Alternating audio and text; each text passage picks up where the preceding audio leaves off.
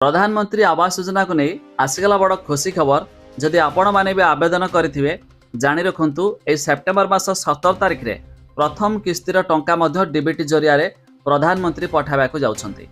एनै मध्य आसीगला एक बड़ घोषणा। आसंतु आमे डिटेल रे जानिबा। ता पूर्वरु वीडियो को लाइक करंतु, सब्सक्राइब करना थिले एबे सब्सक्राइब करी पाखर थिबा घंटी चिन्ह को दबाई दियंतु। देखंतु 17 तारिख रे ओडिसा रे 10 लाख हिताधिकारी को आवास बांटे प्रधानमंत्री मोदी। से दिन से ओडिशा रे 10 लाख हिताधिकारी को आवास बांटे। एने सूचना देइछंती ग्राम्य उन्नयन मंत्री रवि नारायण नायक। खाली सेतिकी नुहे, आसंता 17 तारिख रे भुवनेश्वर जनता मैदान रे सुभद्रा योजनार शुभारंभ करिवे बोली प्रधानमंत्री नरेंद्र मोदी मध्य सूचना रही। तबे एही अवसर रे विभिन्न राज्यर 10 लाख पीएम आवास हिताधिकारी को कार्यादेश बांटे प्रधानमंत्री मोदी। सही दिन हिताधिकारी बैंक अकाउंट को जीव प्रथम किस्ती।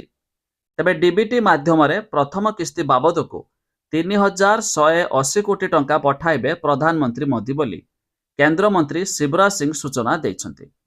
तेबे ओडिशारू एही कार्यक्रम शुभारंभ करिवे प्रधानमंत्री नरेंद्र मोदी।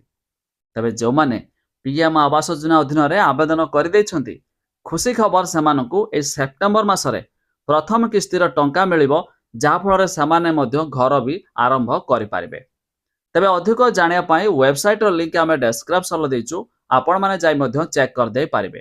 ता छड़ा सुभद्रा योजनार प्रथम किस्तीर टंका 5000 17 तारिख रे भी प्रधानमंत्री नरेंद्र मोदी पठाइबे।